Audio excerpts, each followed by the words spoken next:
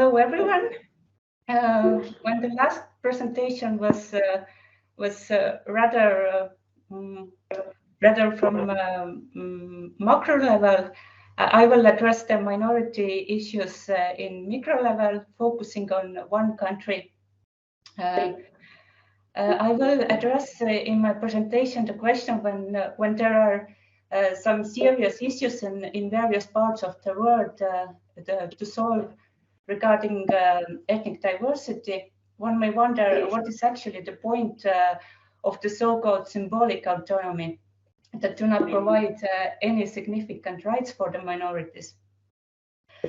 So I will focus on the functioning of cultural autonomy in today's Estonia, which is one of such symbolic autonomy forms.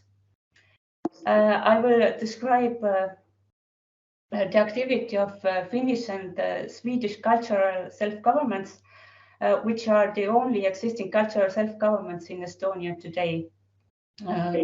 So I will explain through these cases the possible benefits and meaning of the rather symbolic forms of autonomy from the perspective of the minorities and the society. At the beginning, I will provide a very short overview of the cultural autonomy in Estonia and its historical and societal background. Then I will introduce Finnish and Swedish minorities and their history. And finally, I will describe the establishment, aims, and activity of their self-governments, outcomes of their activity, and success stories and pitfalls. Cultural autonomy in Estonia was first introduced in 1925. Back then, only Germans and Jews were able to establish their cultural self-governments. A new law of cultural autonomy was adopted in 1993 after the restoration of independence of Estonia. The new law is based on the old one. However, there are some significant differences in the societal background and the application of the law.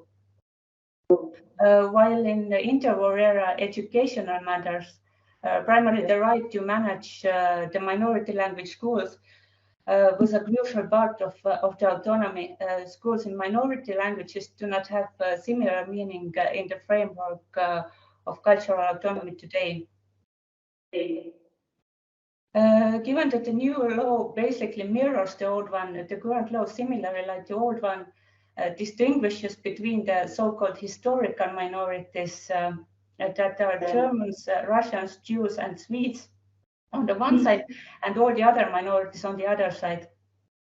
This means that minorities that are not historical should exceed 3,000 individuals to be eligible to establish a self-government. This limit was taken over from the old law without changes, which in current conditions means that only few minorities in Estonia are eligible to achieve cultural self-government. In order to establish a self-government, minorities need to compile a national registry. The registry is mainly needed for the elections to cultural councils, the main institutional body of the self-governments. However, as a short remark, I mentioned that the national registry is not the same as the electoral roll.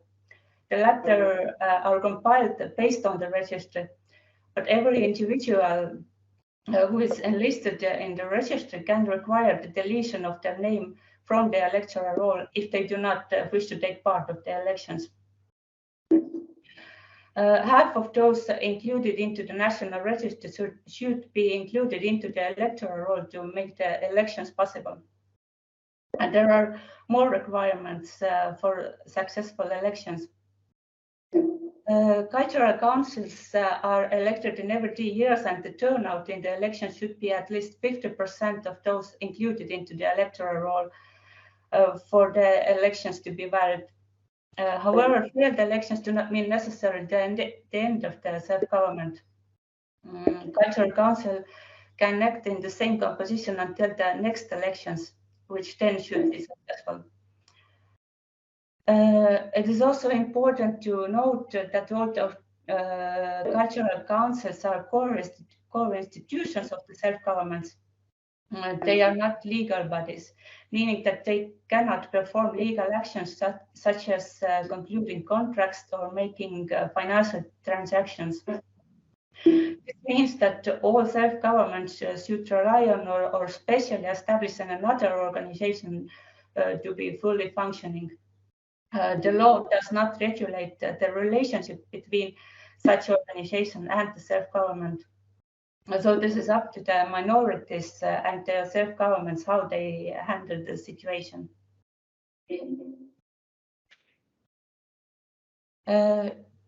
Now about Finnish, more specifically about Ingrian Finnish and the Swedish minority in Estonia.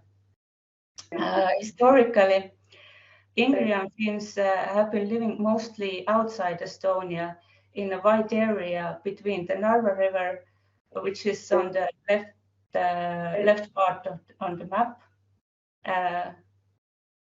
and Lake Ladoga, which is on the top left on the map. Between the two world wars, only a small part of the Ingrian area belonged to the Estonian state. Already then, the identity of Ingrian Finns was weak, and often they self-identified themselves whether as Estonians or Russians. During the Second World War, several population replacements took place, especially since the area of Ingrian Finns was directly involved in hostilities. As a result, numerous Ingrian Finns settled in various parts of Estonia. Their number was growing, but at the same time they assimilated quickly. The Ingrian area has been ethnically diverse. There were some smaller ethnic groups that have been not easy to distinguish from Ingrian Finns, such as Isorians and Vosgians.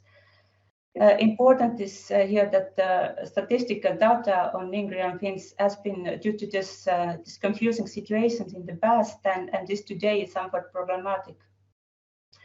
Focusing only on contemporary numbers, while the census of 2011 states that there lived 369 Ingrian Finns in Estonia, that is far less than the required 3,000 individuals for cultural autonomy. The number of Finns in general is many times higher.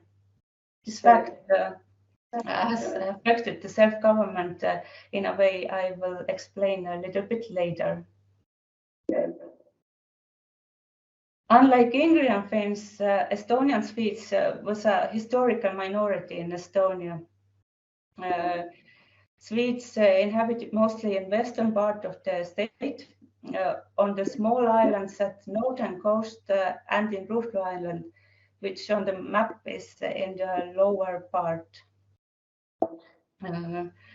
Before the Second World War, in several parishes, Swedes formed actually a clear majority. Their area was called Aiboland in the Estonian Swedish dialect, and it has even today a distinctive look, and it gives the main meaning for the cultural self-government. At the same time, when Estonian Swedes as an ethnic group is almost completely vanished in Estonia.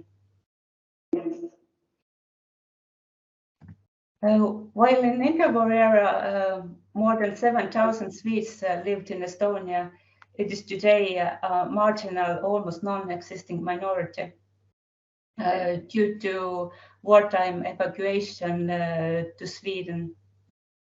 However, the interest towards Swedish cultural heritage has been high after the restoration of independence in 1990s. And also afterwards, and numerous Estonians have discovered their Swedish ancestors. To say it differently, there are only few people with a clear Swedish identity in Estonia, but there are much more people who are interested in Swedish culture and their own roots. which has made it possible to create a viable self-government. The prehistory of the self-government dates back to the late 1980s. Most important societies that were created back then and played later the main role in establishing self-governments were the Estonian Union of Ingrian Finns, which was created in 1989, and the Society of the Culture of Estonian Swedes, created a year earlier in 1988. The self-governments were, however, created as late as in the early 2000s. First attempt to establish an Ingrian Finnish cultural self-government was made in 2004. It was basically a successful attempt. The self-government began its work. However, second elections that should have taken place in 2007 were not organized. After that, the self-governments as if existed, but without proper legal grounds. Only 10 years later, in 2017, next election for the Cultural Council took place and the self-government resumed its work. The most significant change was the widening of membership and respective name change. The Finnish cultural self-government now welcomed so-called Finland's Finns as its members. These were the people who originally came from Finland and not from the historical Ingrian areas. This turn increased not only the number of members in national register, but also organizational capacities of the self-government. Swedish cultural self-government was created in 2007, and it has been continually active since then. The self-government has demonstrated high organizational ability. The initiators coped quickly with the lack of legal status and established the special foundation for the self-government in order to be able to perform legal actions. That took place in 2008, soon after the first elections to the Cultural Council. For the Finnish cultural self-government, lack of legal status was a bigger issue. At first, Union of Ingrian Finns was the legal body for contracts and transfers. However, it was not sustainable, especially given that the conception of the self-government changed in 2017. So the Finnish cultural self-government established a similar foundation like this one that already years successfully supported the activity of the Swedish cultural self-government. So now both self-governments have their own foundations. These foundations are an imperfect solution for a legal deficiency. They are not the natural part of the institutional structures of the autonomy.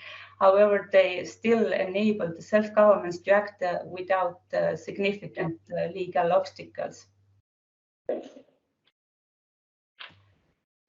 Both self-governments have similar statutes that formulate their main aims. You see on the slide. These general aims reflect the rights provided by the law of cultural autonomy. It is worth to emphasize that they address purely cultural and identity-related matters and do not reflect potential political, social, or economic interests. For minorities with such a profile like Estonian Finns or Swedes, such arrangement seems to be optimal. None of the both has such a size and needs that would make sense to have special rights that go beyond the current law. The strategies and activity of the self-governments show clearly the limits of the goals and abilities of both minorities. Finnish cultural self-government actually does not have clearly formulated public strategy documents. Some of their strategical aims were first formulated only in 2017. And to get back on the track and to act strategically takes even more time. However, Swedish cultural self-governments have, beside yearly activity plans, two bigger strategies for the years 2013 to 2017 and 2021 to 2025. The latter has its own website and the strategy was compiled with the help of a consultancy think tank. Both strategies focus on the old Iboland area, but in the last strategy, this territory is the core element. This means that the activities have been and will be in the future oriented towards the development of the old Swedish areas. Activities of both self-governments that support fulfilling their aims are diverse.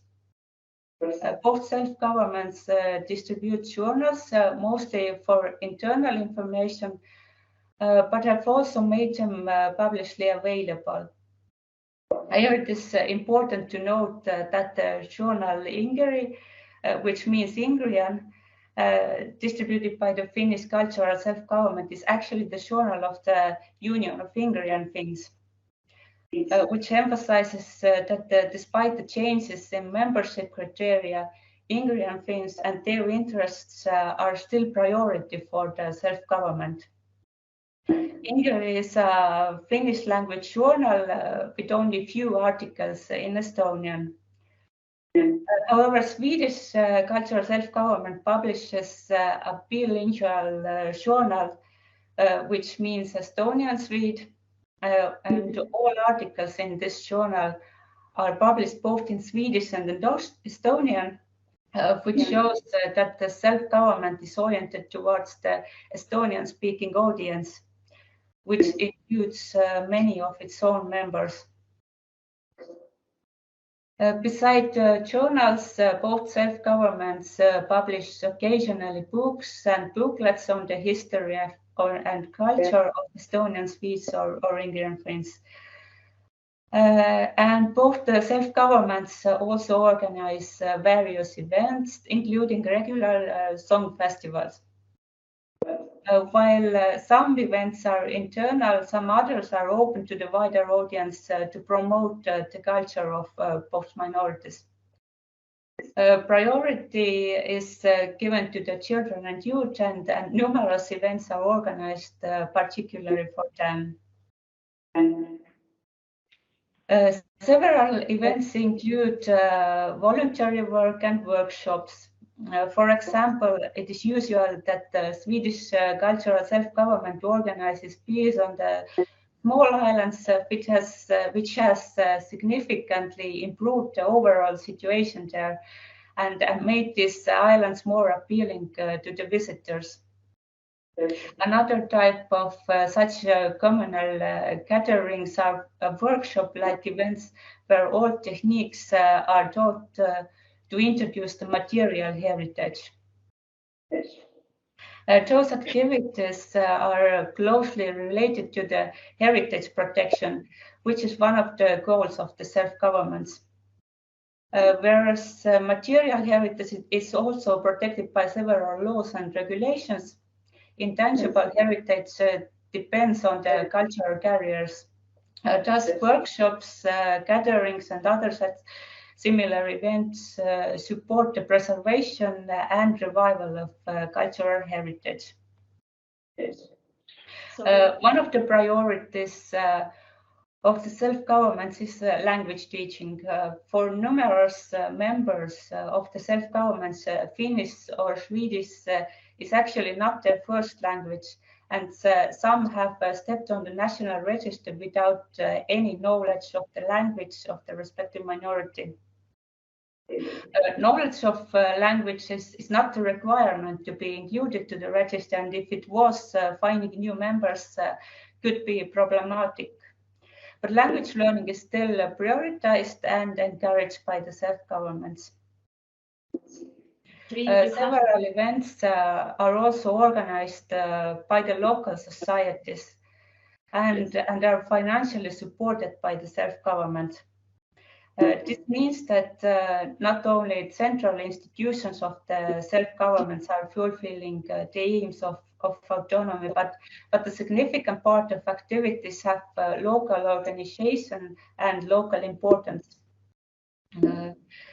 The self-government can support such activities not only financially, but also by coordination of work and spreading information in and outside of the self-government.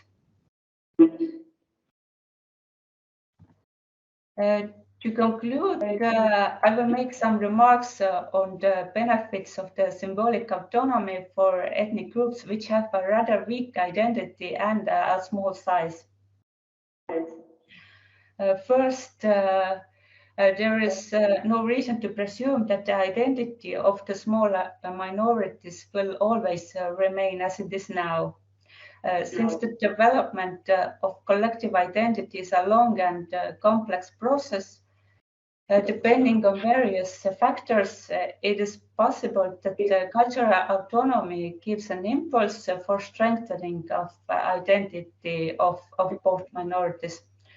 Through the activities of the self-governments, individual members have the opportunity to rethink their belonging, which in long term may have significant results. Second, cultural self-governments have been crucial in preservation and revival of cultural heritage of both minorities. This applies both to the material and intangible heritage, since self-governments have been the hubs for several relevant projects. Third, cultural autonomy has increased active citizenship. Although all the members of one or another self-government have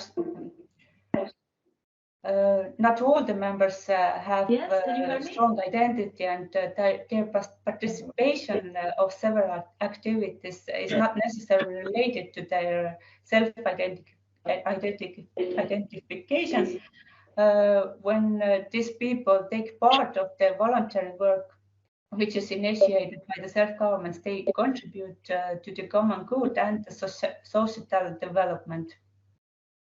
And fourth, the activities of the self-governments, and especially those of the Swedish cultural self-government, diversify and activate local cultural life and environment.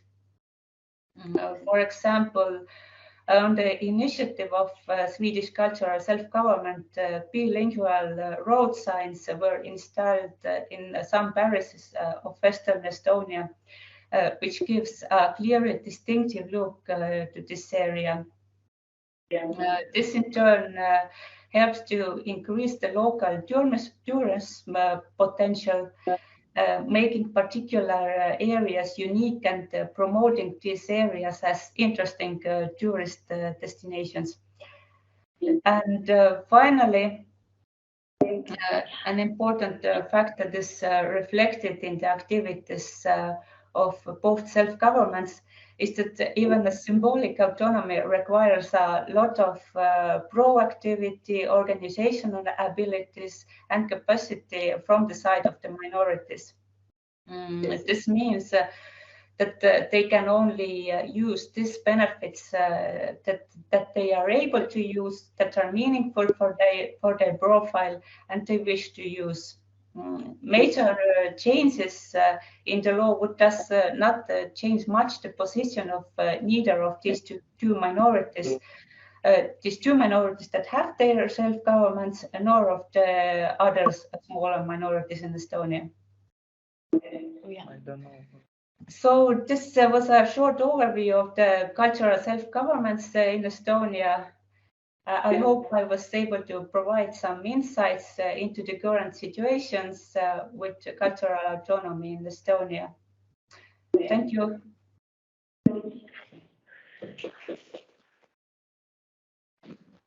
Thank you very much for your presentation, Triin. We have 4 minutes for questions and comments.